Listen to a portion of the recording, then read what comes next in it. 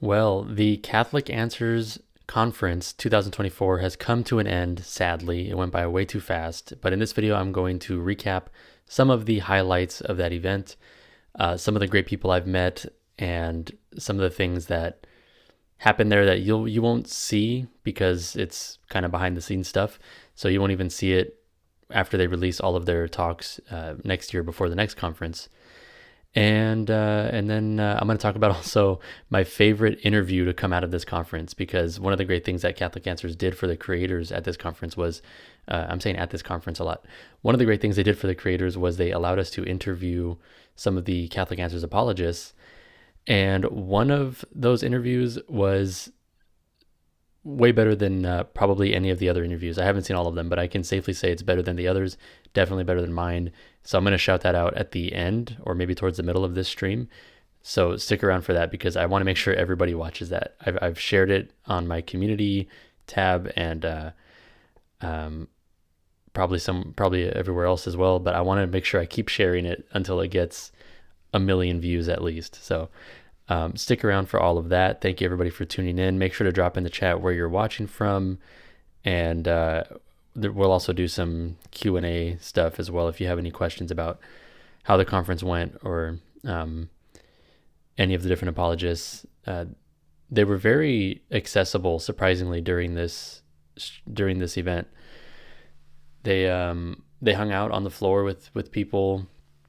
You could stop them as they're walking through the hallway and say hello. It was surprising how just open they were and how accessible they were. They weren't like surrounded by security guards or hidden in a back room or anything like that, which I really appreciated. All right. Hey, Eduardo, channel member, thank you for being here. Song of the Cosmos is in Indiana. Jamie Boyd is in Arizona. Arizona's awesome. God bless. I'm sure Indiana's awesome too. I've just never really been, and I haven't heard much about it, but I'm sure it's great. God bless y'all. Thank you for being here. You can see here a sticker that I got at the conference, and then this is another one as well. I also got some books because they had book signings. So I got New Relativism from Carlo Broussard. That guy's awesome. Had a great talk. Got The Fathers Know Best from Jimmy Akin. I need to learn more and more as much as I can about the church fathers and their writings. So looking forward to that. I got Can a Catholic Be a Socialist? The Answer is No, and Here's Why by Trent Horn. Got that signed. I wanted to buy his new book, what's it called? Confusion in the Kingdom, and get that signed, but I already have it as an ebook, so I didn't really feel like I could justify buying it again. And then the only book that I was not able to get signed was The Early Church Was the Catholic Church by Joe Heschmeyer, or Joe Heshy, as I've started calling him in my head. So sadly, I wasn't able to track him down. I think I missed his book signing, so unfortunately wasn't able to get that signed, but there's always next year. Eduardo is somewhere in Brazil. Awesome. Cool. So yeah, I just want to recap a little bit of the event. So the conference started on Thursday, this past Thursday, and it started with a live Catholic Answer stream, which was really cool.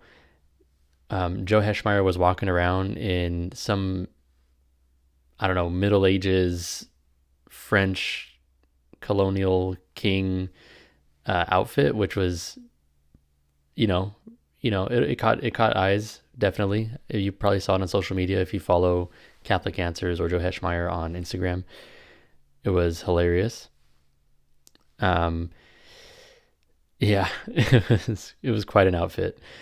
And then it was crazy. As soon as I walked in, I see Joe Heschmeyer and Trent Horn just standing there talking. I just walked up to them and I was like, hey, you guys look familiar. And we just chatted for a bit. And then I knew I had an upcoming interview with Trent on Saturday, so I was a little bit nervous in anticipation for that, but that ended up going well. And then I met up with all the other creators. I met, there's Kyle Whittington. I met Brandon from the Chattachuman. I met, I think his name is Seth from Deuterocomical. and a bunch of other guys. Drew the Catholic. I'm sure I'm going to forget somebody because it was such a big group of creators. Uncatechized Catholic. I really don't want to forget anybody, but I'm blanking. But yeah, they're all great. I met them all. Cameron Riker was there, of course. He came on Friday. It was really, really cool to meet everybody because these are people that we talk online a lot. So to meet them in person, and I think they've already met each other in person, but I'm kind of new to the scene, so I barely met them all that weekend. It was awesome. And then Thursday night was actually my wife and I's anniversary. So it's been 10 years that we've been together from dating to marriage. So 10 years total that we've been together, which is incredible. And I'm really grateful to her for her support and being willing to, obviously we celebrated on Thursday. We had a very nice dinner at a very nice restaurant. And then the rest of the weekend I was kind of gone. So I feel bad for that, but she was very supportive and she wasn't upset about it. So I'm really grateful to her for that. Thank you, Jamie, for the congratulations. And yes, Jamie, I did stay at the hotel for one night. They have a discounted rate for attendees. So I stayed there for that night. But then I had free nights at another hotel. So I stayed at that hotel for the rest of the weekend.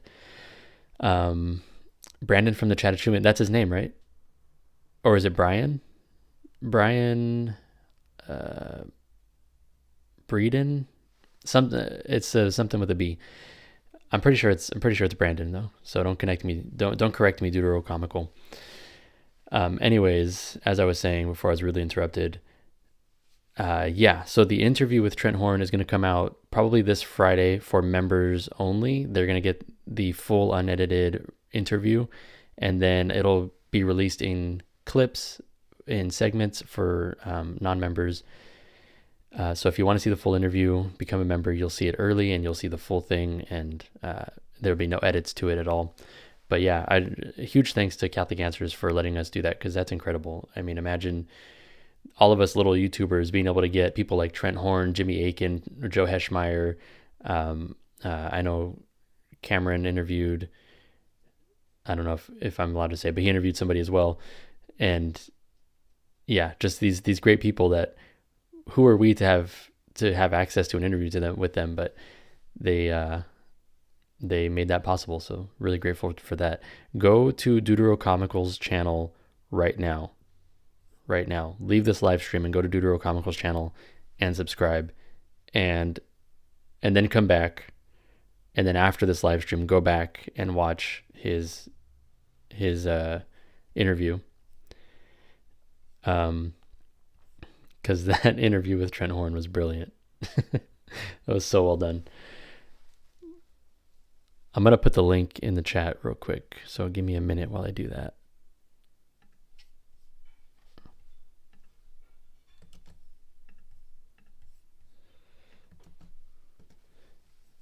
Okay, go to that link, watch that video. After this stream, unless this stream is super boring, then you can leave. It's okay. I'm sorry. You're the next generation. Yeah. And it's cool that Catholic Answers doesn't view all of this as competition, because it's easy when you have a YouTube channel or like a huge media organization like Catholic Answers. It's easy to think, well, we have to attract all the viewers, and we can't be promoting these other channels that are, quote unquote, competing with us. But they really do see this mission as we're all just trying to bring people to Christ and his true church. And if other people are doing that, then we want to help them do that and get a bigger platform doing that. We don't care about, but then they're going to get views and that's going to take away from our views, because it's all striving towards the same purpose, which it's really cool that they see it that way, because they could easily not.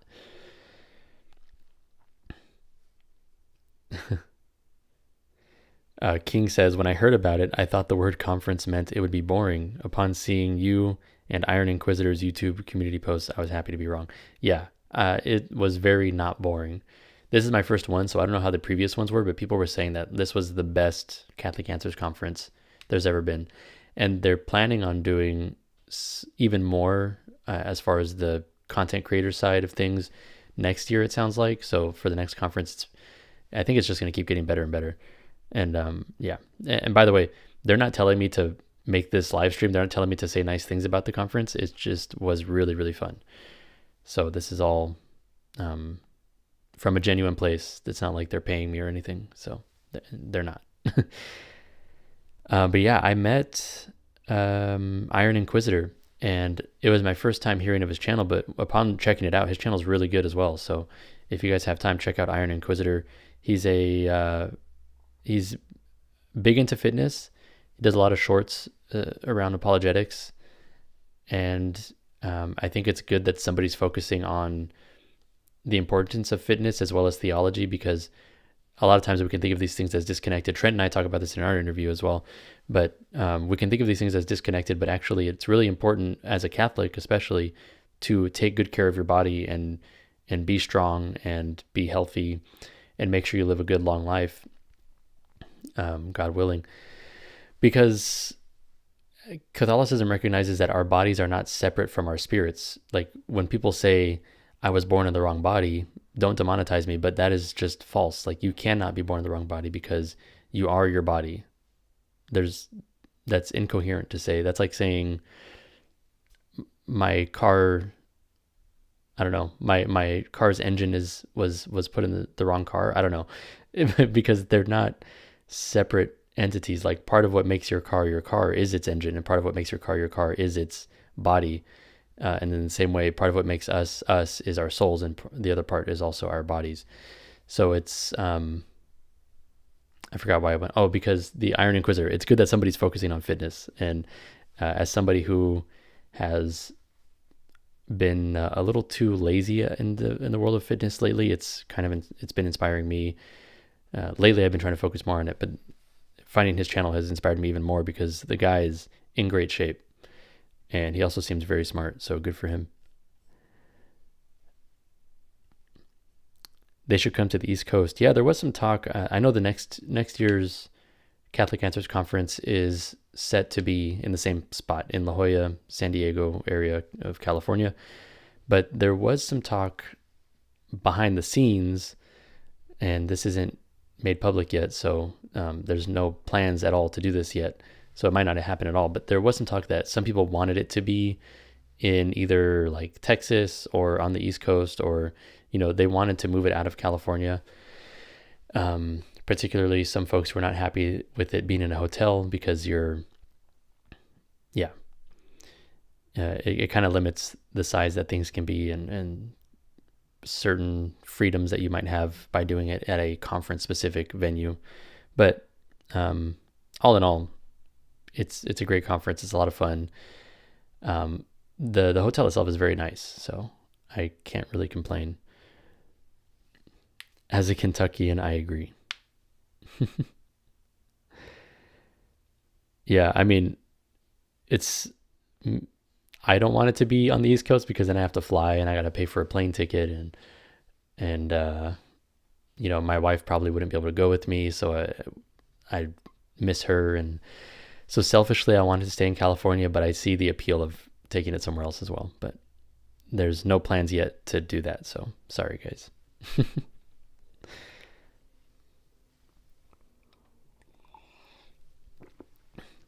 Another thing I really loved about the conference was that we had Mass every day at 8 a.m. So I went to the Friday Mass at 8 a.m. It was beautiful, very well done, very reverent. It was Ad Orientem, which is it's my first time at a Mass that's Ad Orientem, and I loved it. It was great. And then, so they had the Friday one, and then Saturday, I slept in because I didn't sleep at all Friday night. So I missed the Saturday Mass, and then at least the Saturday morning Mass. Then they had the Saturday evening Mass for travelers so that we could travel on Sunday, but still have fulfilled our weekly Mass obligation. So, yeah, that was nice. It was amazing that because a lot of times you think of Catholic apologetics and Catholic apologists as, yeah, we see you have a lot of knowledge about the faith and about church history and all these various topics it's very impressive that you know all this stuff. But what's different is you don't think about, oh, these people actually practice Catholicism. Like, and you witness that they're like, yeah, these people are great apologists. They are very knowledgeable. They're very influential in the Catholic world, but also they're just Catholics and they practice their faith like all of us. And that's beautiful to see. So that was something that struck me. Hallie, what's up? Well, I guess the East Coast has Sikh. I'm not familiar with Sikh.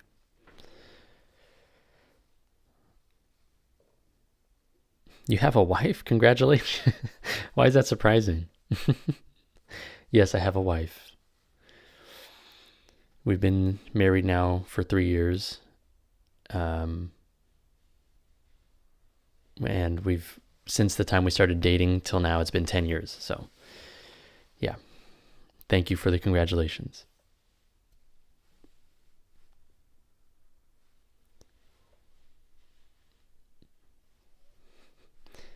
So, yeah, that covers everything I wanted to talk about pretty much with the conference. I will be, maybe I'll drop the links to other folks' channels in here, or I'll put in the description afterwards, because these other creators that were there have amazing channels. I mean, I mentioned Brandon from the Chat at Truman. His channel is really, really great. He's super smart, and for someone who's so young, he's like 6 or 7 years younger than me, but he's brilliant. And I think his channel should get some more love. I mean, I haven't passed him in subscribers yet, so maybe wait until I do that to go check him out, but I'm just kidding. I'm just kidding. Seek is another popular annual conference. Okay, cool. Who puts it on? What is it? Like, is it a Catholic conference?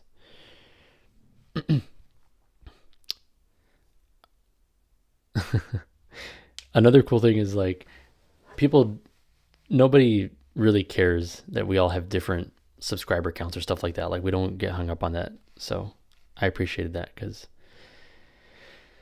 yeah, that stuff is ugly. It's Catholic. All your favorite people show up there. How do you know who my favorite people are? Chris.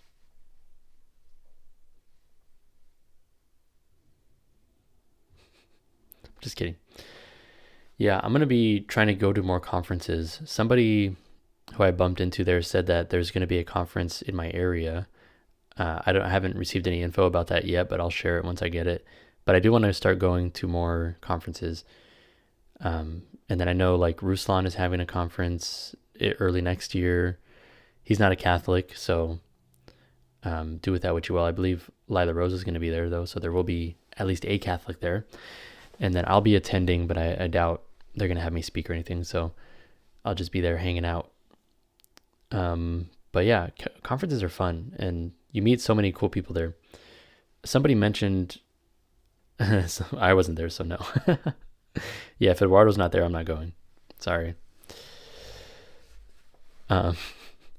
Somebody mentioned, I forgot who it was. It might have been, no, I don't want to say the wrong thing, but somebody was talking, one of the creators was talking about, as we were all hanging out, that people are, especially Catholics who are online a lot, people are starved for a community, and they're like, where do I go to make Catholic friends, and where do I go to meet people so that I have actual real friendships and not just like these online friendships that people I met in Discord, which is great also, but you want obviously more than that.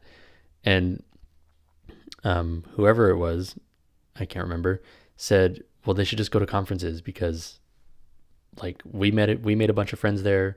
Not all of us are local, so it might be a while before we see each other in person again, but at least we've met in person and have a real connection, and can put a face to the name. It's cool.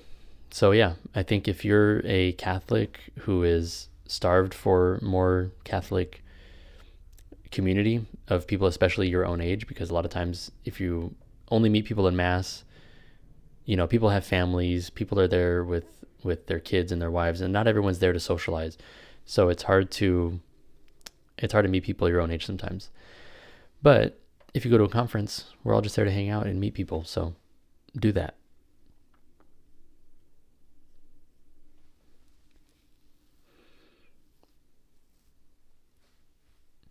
Have you been on any retreats since your confirmation? I have not. I would like to. I'm kind of scared. I don't know how I would do. Because if I'm thinking of the right thing, I'm pretty sure you'd have to like give up your phone, and it's probably like a 5 day or so thing. Which I don't know. I don't know if I could be away from my wife for that long and not talk to her. I also don't know if I could get the time off of work necessarily. But yeah.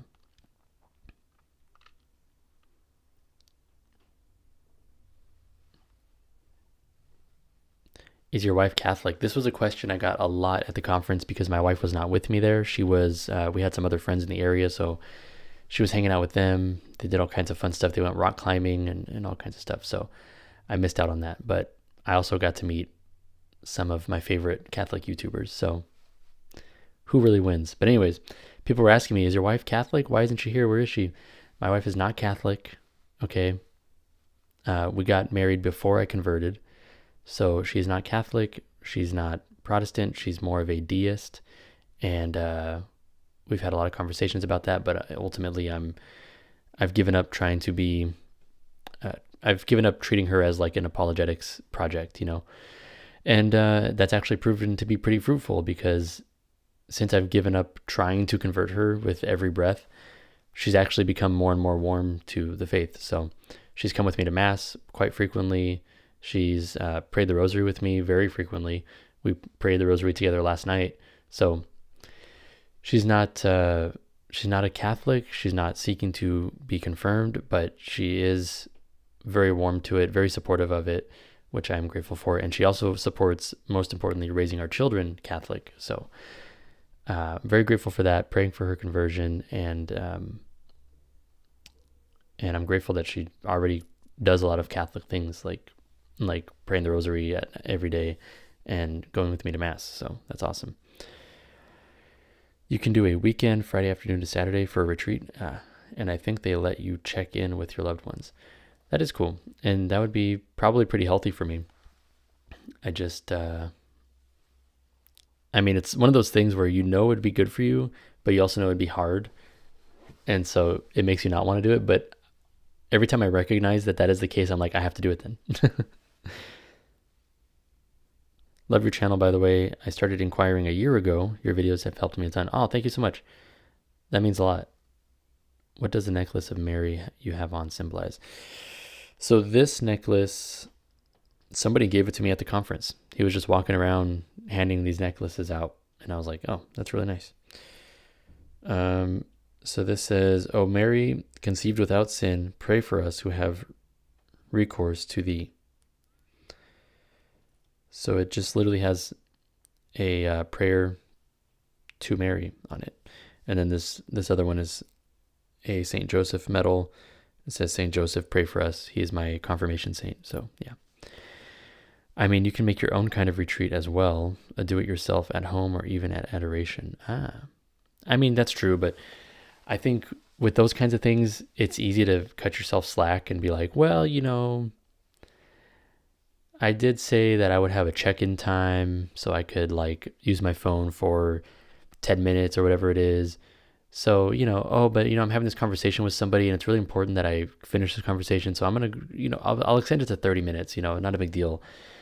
And then that turns into, I'm on Instagram and I saw this thing. So I need to make sure that I share this, and then I need to make sure that I scroll so that I could see if there's other things that I want to see. And then, 4 hours later, you've basically given up on the retreat, which is something that I think I would easily succumb to. Seems like Our Lady of the Miraculous Medal. You're probably right. I just don't know enough to know. But there's this on the back as well, if you can see that.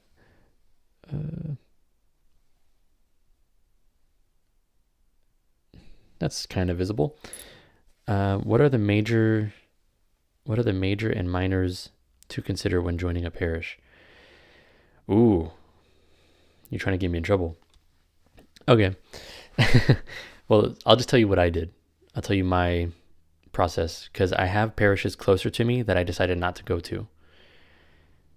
So I go to a parish it's not far, certainly. It's like 12 minutes away, but there are parishes that are like 2 minutes away, and I decided not to go to those.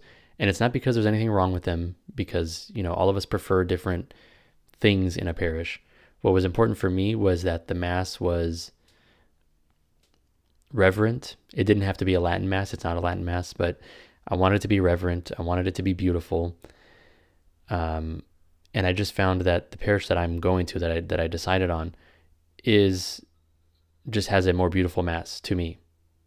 I think it's a little more reverent than the others, and the instruments used it's either an organ or a piano, beautiful. So that was a big thing to me, because that's kind of the easiest thing to select by, because you can look at the masses online usually. And I just got really lucky with the rest of the stuff, because the priests are great. The community is great. I became an RCIA instructor recently, and that's been great. So all of that stuff that has kind of just fallen into place and been perfect, even before I selected for that, I'm really grateful for. I think, go to a parish where,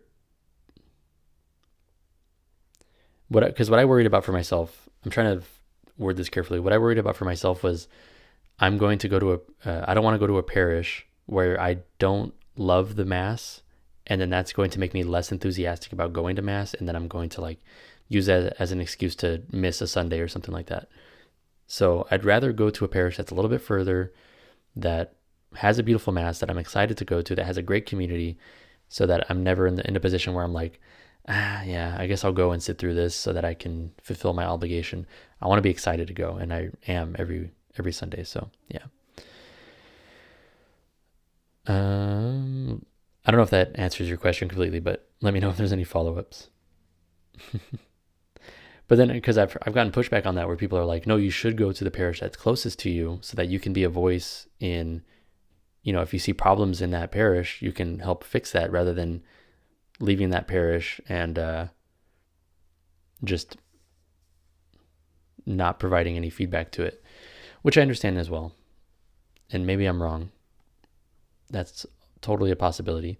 But at this point, I'm so ingrained in the community at the parish I've been going to, and I'm already, like I said, an RCIA instructor. So to leave would be a little unfortunate for myself and for others who I've met there. So it is what it is. You can yell at me in the comments if you disagree with any of that.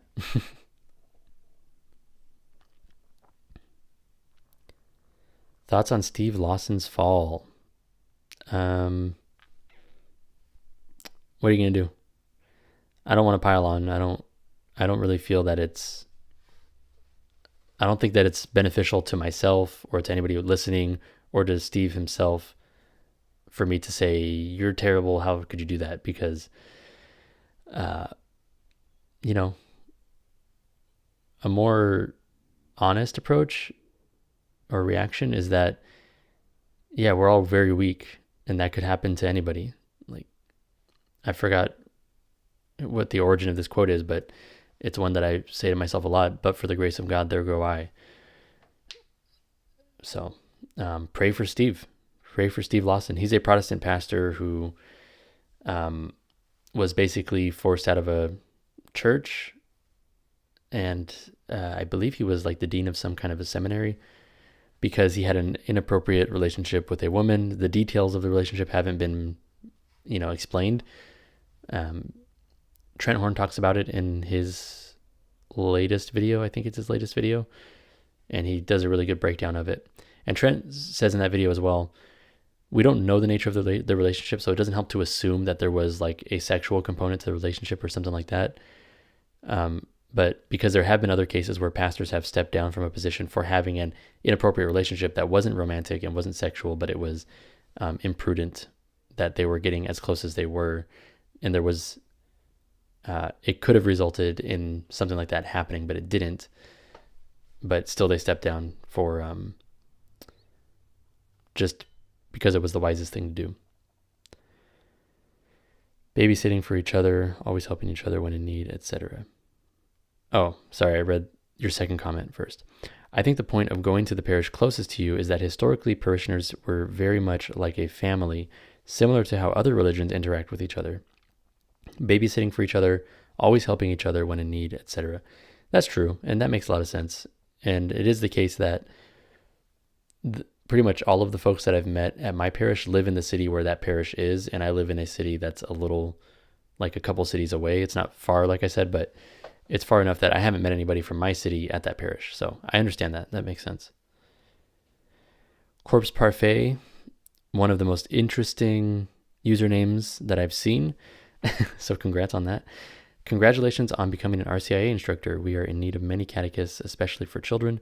I think it'd be great with junior high and high school students as well. Well, I am an RCIA instructor for adults. So yeah, they were first considering me for high school students. They ended up having me lead the adult classes instead. I don't know what went into that decision, but I think I prefer that, honestly, because I don't know what high schoolers are talking about nowadays. Certainly not middle schoolers. So I think a lot of what I have to say would go over their head, or they'd be extremely bored probably. But the adult class has been really good. There's some people in there that are very smart, very eager to learn, probably know more than I do. So it's been really cool. How many students have I got? I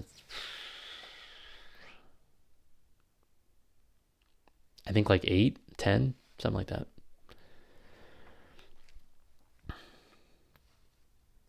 It's been a lot of fun getting to know people who are on this journey that I was just on very recently. It's really cool, and I learned so much from those classes, and I still am. And I missed them after they were over. I was like, can we still kind of go to the classes though? Because that was fun. Made a lot of good friends in there.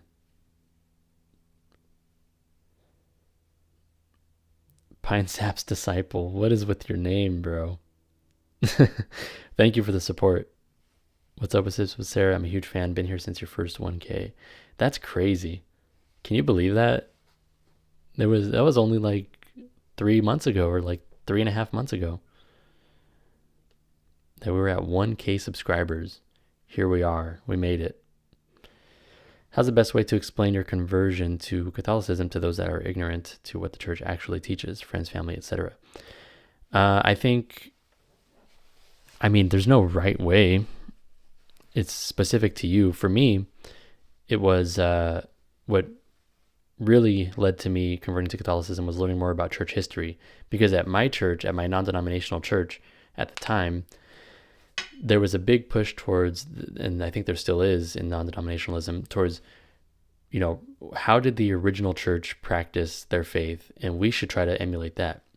Now, the problem is a lot of people don't learn about how the original church practiced their faith. They hear, oh, they had house churches. So they go to somebody's house and they sing worship songs for whatever, 30 minutes to an hour. And then they have a Bible study and they think we're doing what the original church did.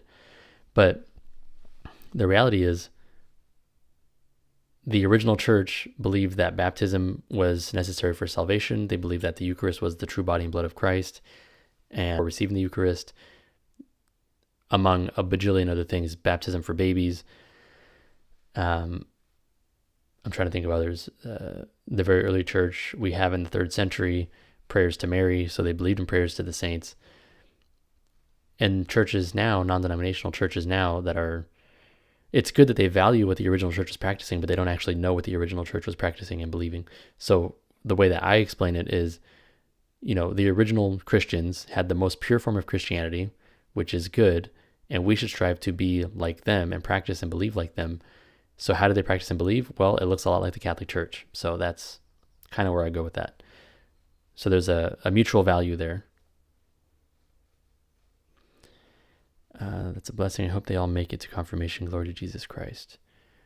What do you think about the non-denominational claim that God never wanted denominations? Yeah, that's true. I I the it's true that God didn't want denominations because he wanted us to all be united, but also if you believe that there are things that you must believe to be a Christian, or even to be the best Christian you can be, then it is the case that you have to differentiate yourself.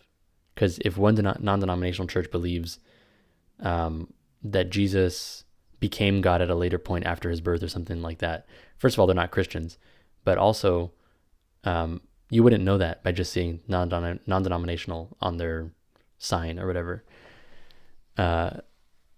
And so it is important to differentiate beliefs so you know what you're getting into. Otherwise, you have to like really dig to find out what that church believes. And they might not even know themselves because they've taken such a wishy-washy approach to their faith. So, I mean, I understand why people need to have denominations, but also what was the church before denominations were even a thing? It was the Catholic Church. Before the Great Schism in the what was it, 11th century or so, it was all the Catholic Church. And then after the Great Schism, there was the Catholic Church and the Eastern Orthodox Church. And then after 500 years or so after that, then it was all these denominations started springing up from the Protestant Church. So if we're to go back to the original, like I was talking about earlier, it's going to be the Catholic Church. Great news now because of recent Supreme Court decision, 2023 to 2024, there's 300 public schools that have Bible study classes. Nice. I didn't hear about that. That's exciting. Ferretto, hey, how's it going? Thoughts on the Catholic charismatic movement? Are there Catholics that speak in tongues? I don't know anything about the Catholic charismatic movement, so I don't feel comfortable to speak on it.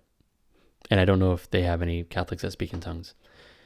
The Catholic position on tongues, at least as far as I've heard, is that the biblical version of speaking in tongues means that there's always an interpreter, or that they're speaking in tongues, meaning that they're speaking in several different languages. So if that's not taking place, then I don't think that's in line with Catholic teaching. So I doubt that there's too much of that going on. Were they even aware that people like Ignatius of Antioch exist? I don't know who you're talking about, but probably not. I changed my name after your critique on it. Theotokos Ministries, I love it. That's actually much better. What do you think pushed you towards Roman Catholicism rather than Eastern Orthodoxy? Really, a big part of it was the Eucharistic miracles. Because the Catholic Church has a ton of Eucharistic miracles, and I don't see that in any Protestant denomination. I also don't see that in Eastern Orthodoxy.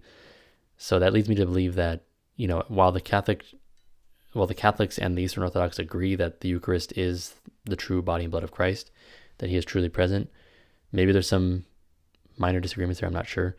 But while they agree on that, the Catholic Church is the only one to have all of these miracles where the host actually turns into flesh and blood. So that leads me to believe that God is showing us which church is his true church. 1054 was the schism. Okay. Thank you for clarifying that. Oriental Orthos and Assyrians split in the 5th century, so there were 3 lines till 2nd millennium. Oh, I didn't know that. But if you look at the 4 apostolic churches today, they 90% plus have the same belief. Yeah. It's really just like the papacy that they quibble on. It's unfortunate.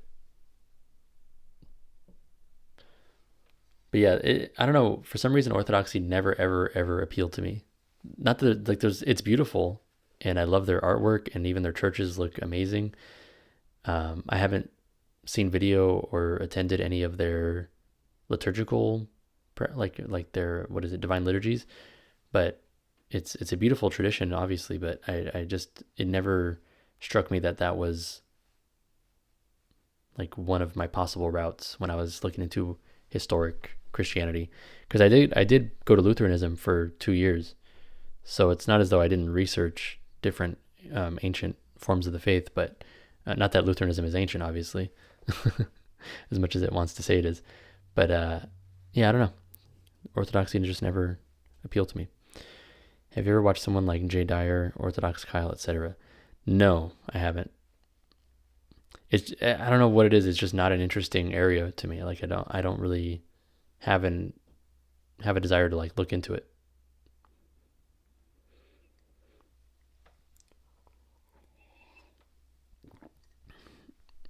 Now all the Ortho bros are gonna jump in my chat. I did get a lot of Ortho bros hitting me up on TikTok when I was on there back in the day. Back in the day, that was like 5 months ago. And they were so incessant, just like, have you thought about Orthodoxy? You should become Orthodox. I'm just like, no, dude. I'm not interested. I did buy the book Answering Orthodoxy by Michael Lofton, and it's good. I didn't finish it because like it's like you're convincing me of something that I already agree with. So I'm just like, okay, I read a few things and I'm like, okay, cool. I didn't know that Orthodox Christians believed this, or I didn't know that this line of argument refuted Orthodoxy, but good to know. Your opinion on this. In instructing 7th through 12th grade students, it is very obvious that many are there due to parents, etc. I want to engage them with a Socratic method for more engagement.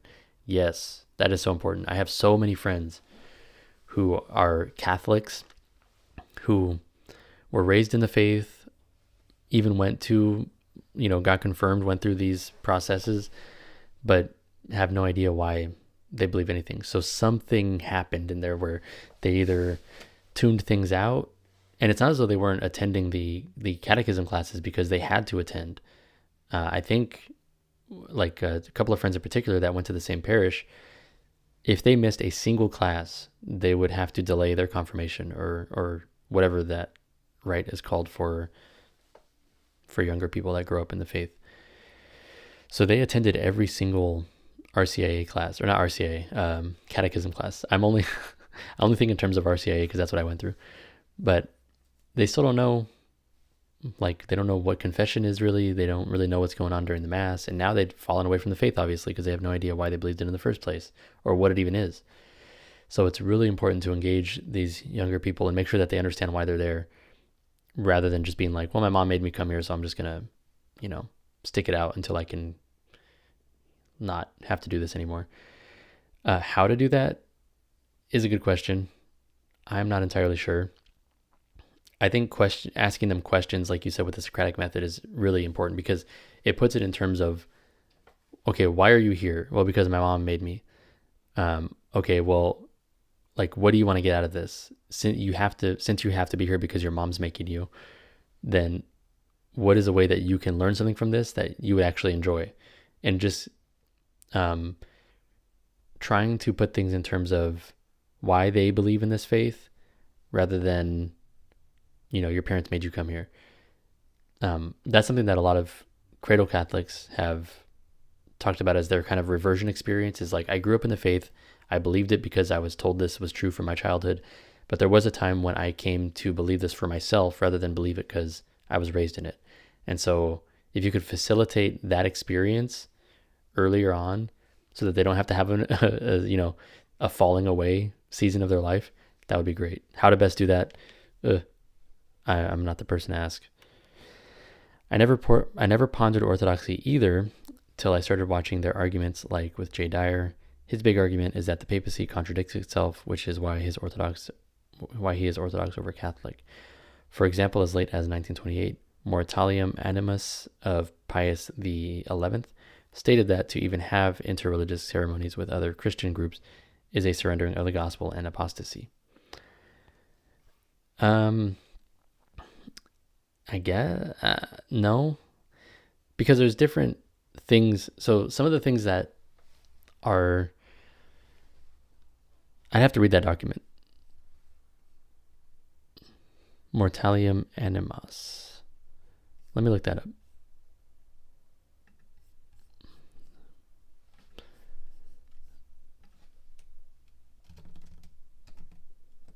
Because one of the things that I'm thinking is sometimes there are rules put in place by popes or councils that are not like infallible teachings in and of themselves, but they are just a rule that they're putting in place for now.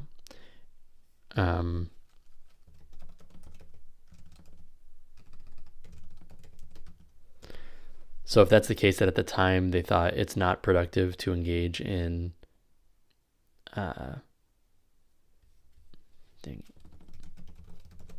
it's not productive to engage in interfaith dialogues, then that could have been the rule for the time. It doesn't mean that it was never ever to be done for the rest of human existence.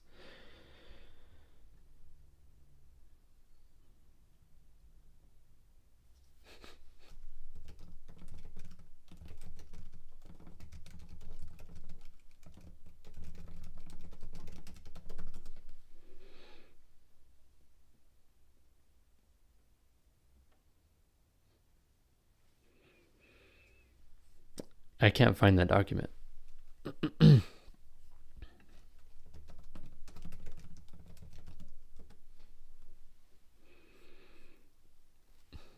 Oh, okay. Found it.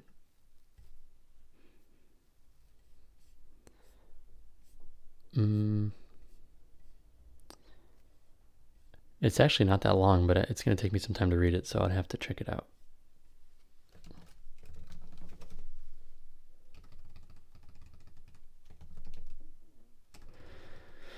Yeah. Let me get back to you on that.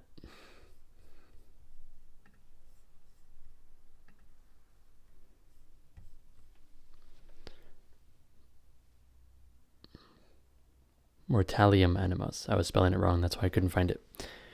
The Orthodox churches don't agree with each other on so much. That is true.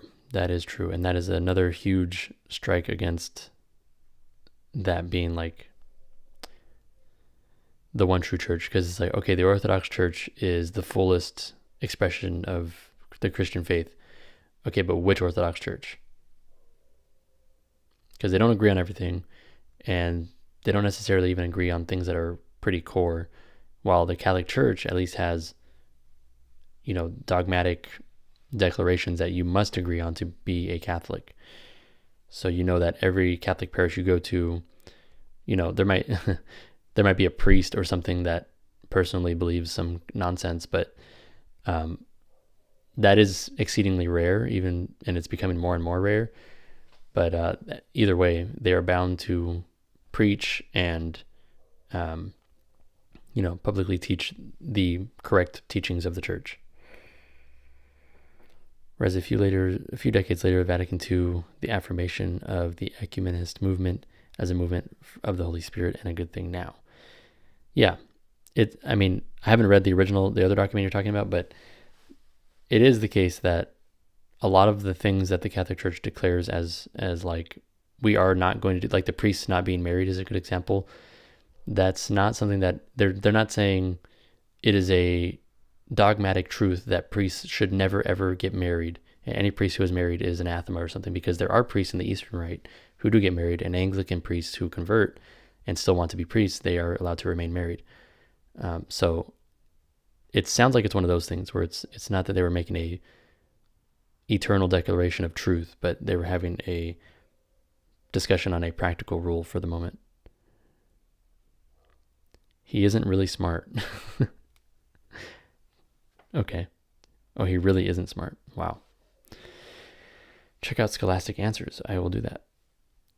Scholastic Answers kicked Jay out of his chat because he could not answer Jay's objection. Lol. I'm not familiar with the interaction, so I can't speak on that.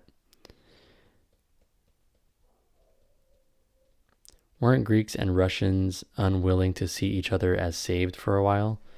I'm not sure. I didn't know about that, but that sounds pretty heavy.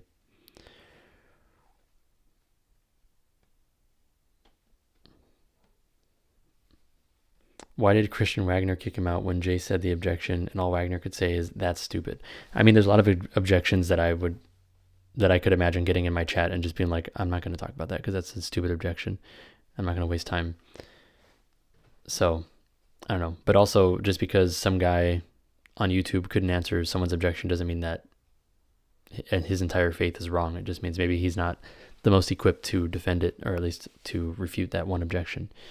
If you go look at my past live streams, I did a live stream with a Protestant, and I'm pretty sure I lost that debate. It was just a conversation, but if we were to view it as a debate, I definitely lost it. But it's not, I can acknowledge that and say, but I still don't think that the Catholic faith is false, obviously. I just wasn't the best equipped. No, I know, I'm just getting in the middle of your conversation. I believe the Greek Orthodox community did not recognize Russian Orthodox baptisms for a while. That's so insane.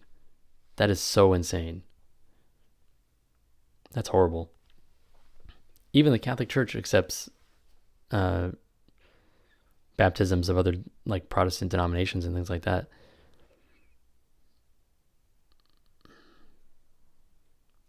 Assuming they're performed in the right, with the correct formula, of course, that Jesus outlined. But yeah. Are you shorter or taller than the catechumen? You mean Brandon? We don't need to get into height differences. We don't need to, let's talk about something else.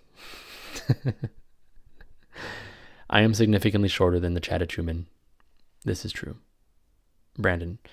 We don't need to talk about that. I'm only a little bit shorter, actually. It's not that short. I'm not that short. I'm not short. They have huge disagreements over baptisms to this day. That's crazy. So I was quite shorter than most other creators at that conference. Adrian is 6'2". Yes, thank you. Yeah, Kyle was amazed at how tall I am. Kyle was like, man, I thought you were going to be short, but you're actually, he was looking up at me when he said it. He was like, wow, you're very tall. I'm surprised.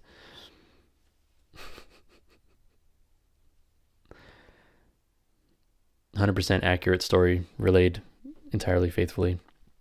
Direct quote.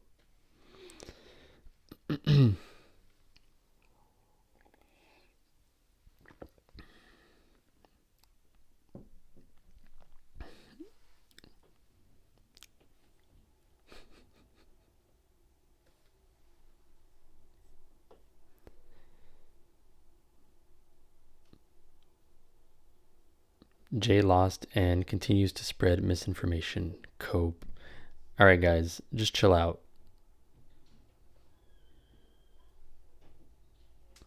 I'm a younger dude in my teens, and I converted to Catholicism a bit ago. You might remember me from the comment section on Voice of Reason. While I cannot attend Mass or confession, etc., what would you recommend I do?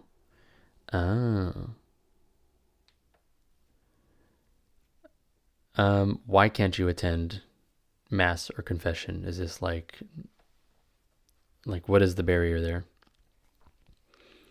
Good series on the Apocrypha books, by the way. You mean the Deuterocanonical books? Are you a Protestant? Just kidding. Thank you. That's a really fun series. I'm not done with it either, but man, I think all I have left are the Maccabees, and those books are very, very long, but they're also very good. Man, and I got through First Maccabees, or at least I'm almost done with it, and it's so good. Just the first few chapters, I don't want to spoil it, I guess, but yeah. I didn't want to write all that. You don't want to write the Deuterocanonical books?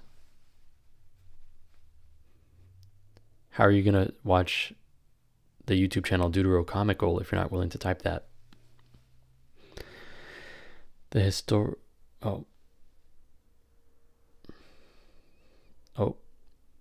Message retracted. Anyways, but yeah, the Deuterocanonical books are very good. Protestants are missing out. No worries, historian. I'm gonna probably wrap up pretty soon here, unless somebody puts me on a rant, then I'll stick around and scream. But yeah, chat is having a side convo instead of listening to Adrian. That's normal. I feel bad when I go into people's chats because sometimes, like, I watch YouTube using my YouTube channel account. So I go into people's chats just because I'm watching their live stream and I want to say something, and then everyone's like, "Sips with Sarah, what's up? So thank you, you're good." And I feel bad because I'm like, I don't want to sidetrack everybody and distract, but yeah, I do that in Lila Rose's live streams a lot, and she's really nice. She gives me shout outs, and I'm like, thank you. Lila Rose is awesome. Redeemed Zoomer is doing a lot of good work helping convert Protestants to Catholicism. How so? That's funny. I haven't watched any of his stuff, so I would love to know how he's doing that, because God bless him for that. What are your thoughts on the toxicity in the Catholic space, and what's the solution? Wow. Thanks for the super chat, Kyle. You do not have to do that. The chat is not moving fast enough where you would need to give money to have your comment stand out, but I appreciate you doing that anyways. Toxicity in the Catholic space. I think it depends on what you mean specifically. There's a lot of obvious, I assume what you mean is the ultra, I don't want to call them trads because they reject the sitting pope, which is not very traditional Catholic of you, but that the Sedevacantists branch of Catholicism, who are basically living as Protestants because they reject the Pope. And you can't really reject the Pope and be a Catholic. So the solution to that, I don't know. I think the internet needs to just end. We need to end the internet. That's it. Because those people, that sounds mean. I don't want to say anything that's going to just further divide stuff, so maybe I shouldn't speak on it. But I think a lot of stuff is like people get caught up on minute details of things that are peripheral, maybe. Whereas, the important thing is, are we in communion with the Pope and the Church of Christ, the true Church of Christ, the Catholic Church, rather than dividing people over like, well, this Mass isn't the way that I prefer Mass, or the way that the Mass has been done previously, so therefore this church is not a Catholic church. Like, yeah, that kind of stuff. And that stuff almost prevented me from becoming a Catholic. And it actually helped me justify to myself why I wasn't a Catholic, because I was like, yeah, there are Catholics that reject the Pope and all this stuff. So that seems like a mess over there. Why do I want to go and join that? That's a disaster. These people, like I watched a video from a very specific YouTuber who you guys all know, who was on this side of the debate, who was saying this is the worst time to become a Catholic. And I was like, okay, well, great. I'm not going to do that then. So if you believe that the Catholic Church is the true church, you obviously would want people to join that church, because we all believe there is no salvation outside the Catholic Church. So why push people away from joining something that you know is their only way to salvation? Makes no sense. And I don't know how to solve it, but it should stop. I don't think that was a good answer, so I'm sorry that you wasted your $10, but thank you.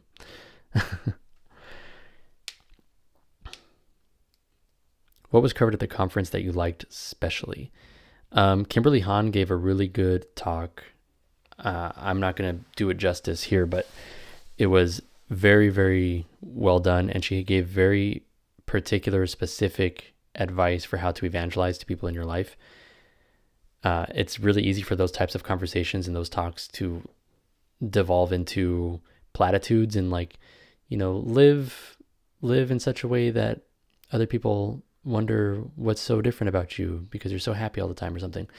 But she really got down to, here are specific things you can do. And she talked about somebody, I don't remember who it was, somebody in her life who lived in an area where there were a bunch of Catholics who were either not even baptized or were not confirmed. They were baptized, but they didn't go through First Communion and all that. And they went door to door in this neighborhood and met everybody when they moved in.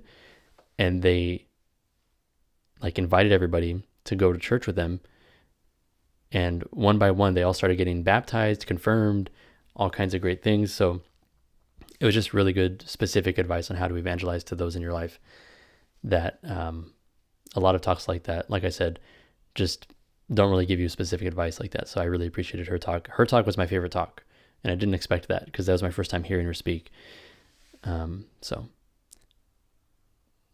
yep.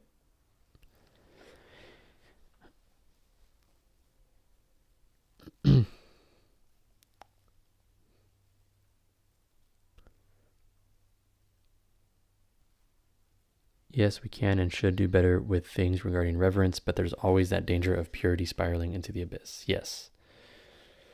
Yes.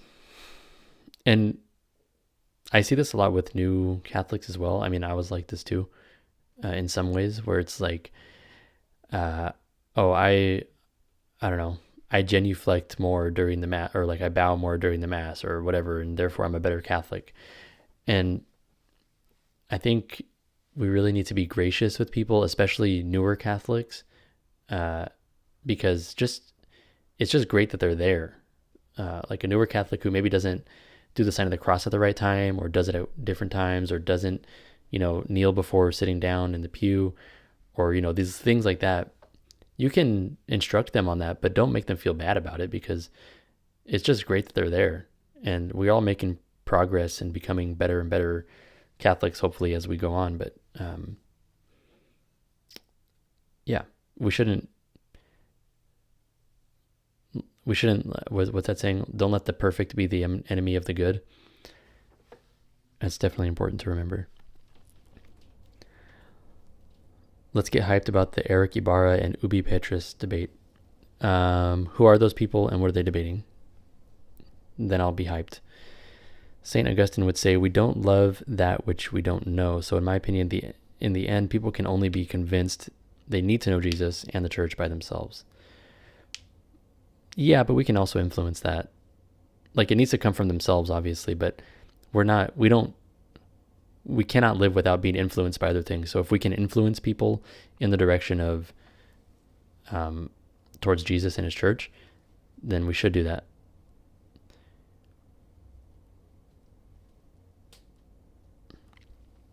Matthew 16:18, I go to the TLM and my kids have Down syndrome. I guess you must be talking about me. How charitable, thanks. All right, I'm not familiar with what you guys are talking about, but God bless you and your children.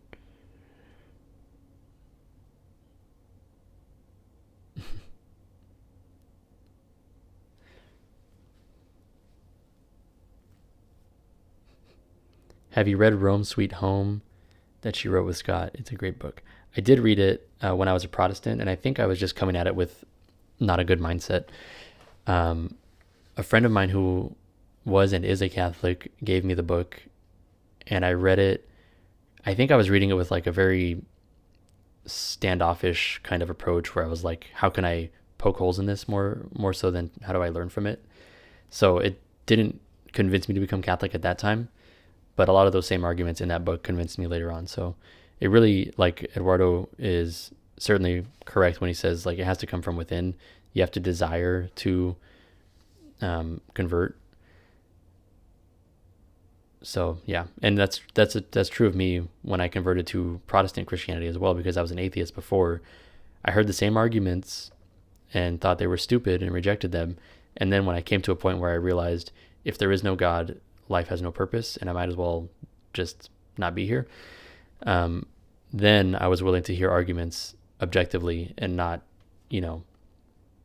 just scoff at them. So it definitely matters how you approach things.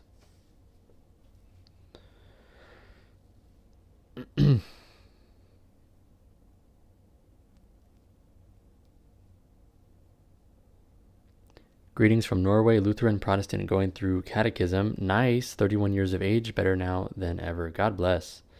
Yeah, that's awesome. I was a Lutheran as well, at least for 2 years. I didn't grow up in it, so maybe people think I was just a tourist or something in Lutheranism, but whatever. God bless you. That's great. I think if I could tell Lutherans to listen to any of my videos, it would probably be the Deuterocanonical series. That's not a video, that's a playlist, but whatever. Because the fact that Martin Luther wanted to take these books out of the Bible, out of the canon of Scripture, it just, when I found that out, I was like, how can I be a Lutheran? How can I be a Protestant? That's ridiculous.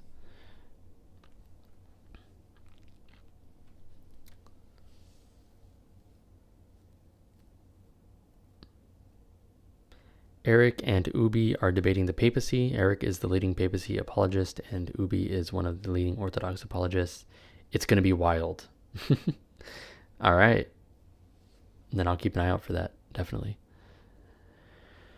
Was about to ask you, done already 3 books of the Old Testament that Luther removed. Which is the next, and when do you think you'll address it? I'm going to do the Maccabees, first and second Maccabees, in one video. It's going to be very, very abridged. So yeah, it'll be a very high level summary of But particularly I want to get into the theology of those books. It'll probably be a longer video, might be like 45 minutes to an hour. But as far as when that's going to happen, sometime this month, probably closer to the end of this month. I've been doing one video a week, so the amount of work that's going to need to go into that is going to be extensive. He also had Hebrews, James, Jude, and Apocalypse on the chopping block. Yeah. I mentioned that in my latest video talking about Mike Gendron and Ali Beth Stuckey having that conversation about Catholicism. Man, the fact that Protestants just either don't know or go along with the removal of these books from the canon of Scripture is really, really unfortunate. Very disappointing, yeah. Martin Luther had daddy issues. Oh, man.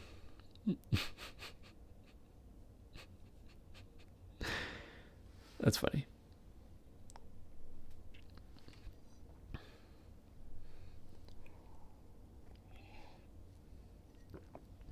I wish she would have had Gavin on instead. Yeah, and look, I think Gavin's probably the best Protestant apologist, but he's also still not very good, in my opinion.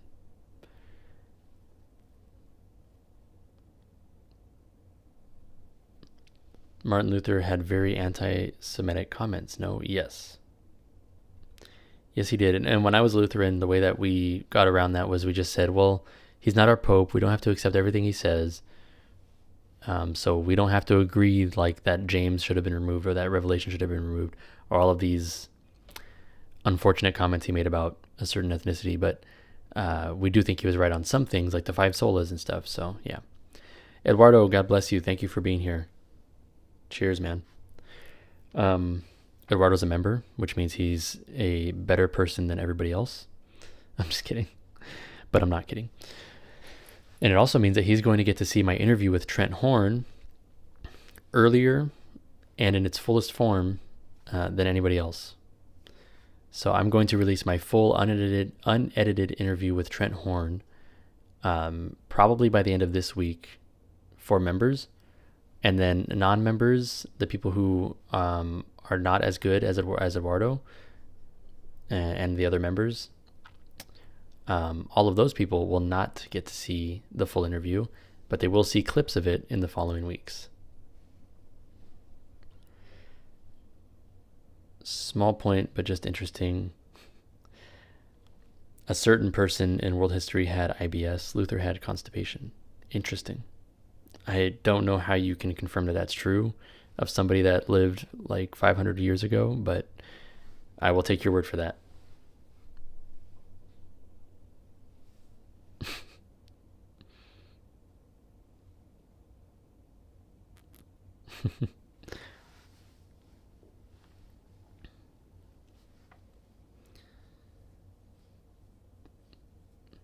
I might have to become a member to get that Trent Horn magic.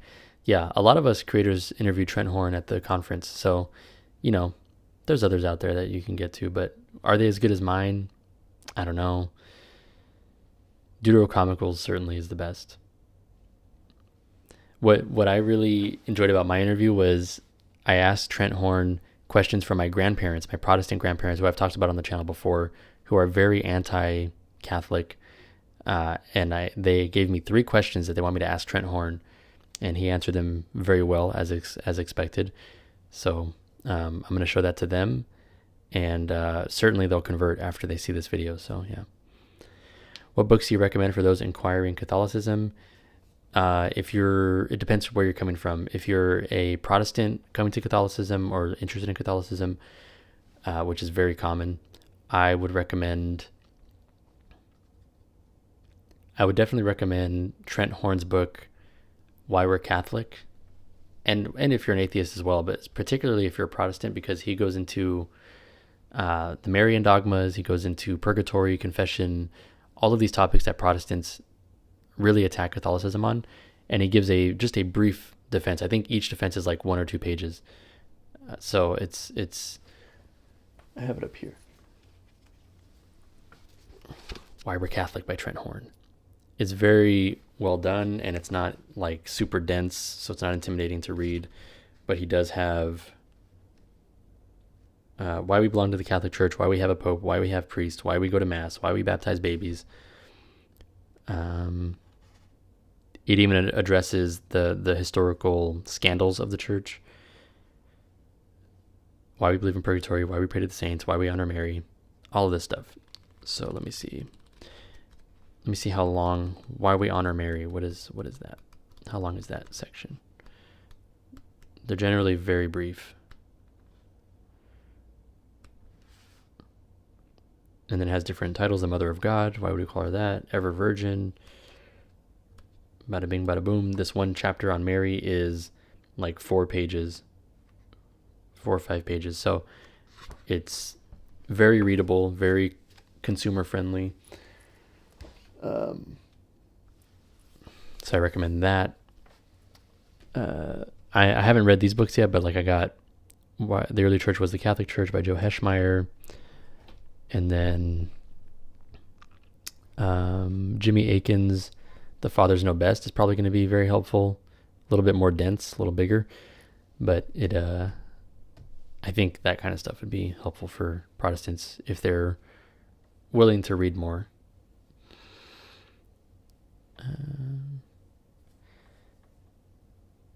You sound identical to my old Presbyterian youth pastor. Oh man, your old Presbyterian youth pastor had a monotone, boring voice. You probably fell asleep a lot. Yeah, youth pastors should not have a voice like mine. You need to have a higher pitched voice with a lot of fluctuation in tone, and be a little more engaging than this lovely, soothing voice you're hearing right now. Unless it's nap time. If it's nap time, then yeah. Currently got the book UCAT, as well as the Catholic Church itself has some sources as well. I don't think I understood that comment. Did you ever think you would be Catholic? No. When I was growing up, it wasn't really on my radar. I was raised Protestant, didn't even really know much about Catholicism.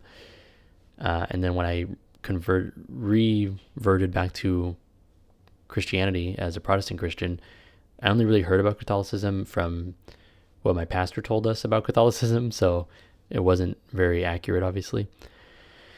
And it just didn't sound appealing to me. I was like, that's kind of lame. But like I said, once I started learning about the history of the church, what the original church believed, I was like, oh, we really changed a lot of stuff from the original church, and we should get back to the original way of believing and practicing. What chaplets do you suggest? I don't think I'm the right person to ask. I've done the Divine Mercy chaplet of it, and I really like it. It's beautiful. It's fast. So if you're somebody who struggles with like longer prayers, maybe the rosary's too long for you, and you want to start off with something shorter, I think the Divine Mercy chaplet's great. But I haven't done really any others.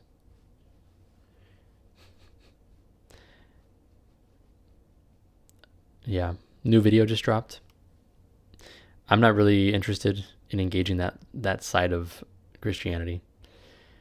I already I already, direct a lot of my content towards Protestants, so I don't need to direct more towards different types of Protestants like that.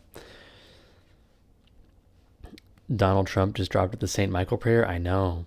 How based is that? That's awesome. Yeah, and one thing is like, as I'm thinking about, is Trump going to become Catholic? That would be great. I would love that. But also, what would that mean for his stance on life issues? Like, would he have to? He would have to oppose abortion from at any interval of pregnancy and in any situation, because he said he's in favor of exceptions in those extreme cases that we all hear about. And he also says he's not for a national ban. He's okay with it up to 16 weeks. All of these things, which is unfortunate. But the thing is, like, we all say, okay, well, he's just being pragmatic because he's trying to be a moderate on the issue, so it doesn't affect his voting out turnouts, which I understand, and it makes a lot of sense, and I hope that's the case. But one problem with that is if he becomes a Catholic, and then he's a Catholic who's advocating for the legalization or the continuing legal status of abortions up to 16 weeks, or in extreme cases, then he's going to be teaching against church teaching. Now, if he's saying instead, I'm okay with this for now as a step towards an ultimate full-on ban, then that's probably okay in the eyes of the church. Not that I can speak for them, obviously. That seems more in line with church teaching, because the church does accept a pragmatic approach and an incremental approach as long as the end goal is the ultimate ban of abortion. So I just wonder how that would affect his messaging. Did you celebrate St. Michael's Lent? Yes, I did. And I failed at it miserably, as I do with every single thing that I try to do in terms of Lent. Yeah. Has anyone ever voted? Certainly some people have in the history of the world. Some people have voted. I have voted. I'm sure a lot of people have voted. I'm not sure what that question means.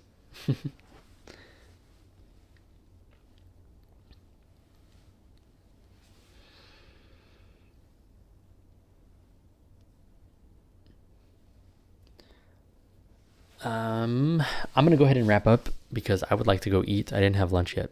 So, yeah. And it's like about to be 2:30. I'll write in Pope Francis on my ballot come election day. Papal monarchy in America. Let's go. Anyways, I'm gonna end the stream. A couple of things before I end the stream, though.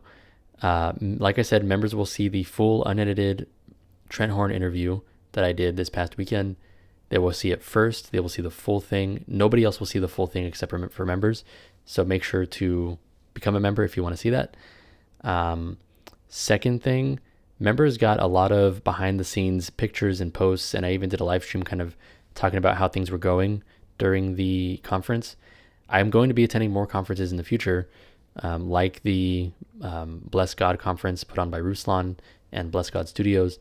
I'm going to be attending the Catholic Answers conference next year, probably many other conferences in between those two. So if you want to get that insider info that I'm only going to share with members, then be sure to become a member. I also do daily live streams for members where we read the daily mass readings and just chit chat a little bit, which is always a lot of fun. And it keeps me consistent with reading the daily mass readings. So if that's something you struggle with, maybe that'll help you out. What else? Yeah. Also other things. A couple of things in the works. I'm going to be working on finishing out my Marian Dogma series. I'm going to be also interviewing my mom within the next couple of weeks, and we're going to talk about some very interesting things. Not sure how that's going to go. My mom is a interesting person, as you'll come to realize. So I'm a little nervous for that interview, but I think it's going to be good. One of the things we're going to talk about is how she was advised to get an abortion when she was pregnant with me, because they said that her pregnancy would definitely not make it to term. Like she would definitely have a miscarriage, or I'd have some crazy complications. Now I'm a little bit weird, but ultimately everything turned out fine, and I'm really grateful that she did not get an abortion. We're going to be talking about that and a whole bunch of other crazy stuff in that interview. So members see everything early. That's one thing that you should know. And so if you want to see that first, and I might only do an unedited version for members because things might get spicy, then become a member. All of that is to say some exciting things coming up, and I'm really grateful to you all for your support, whether that's by subscribing, liking the videos, watching the videos, becoming a member, sharing the videos. All of that stuff is hugely, hugely appreciated, and I'm just really grateful to have this channel be something that could become a full-time thing in the near future. Like, I never thought that would be remotely possible. So yeah, all that is to say thank you all for being here in whatever way that you support. It means the world to me. You have no idea. Yeah, God bless you, and I will see you soon. Thank you all.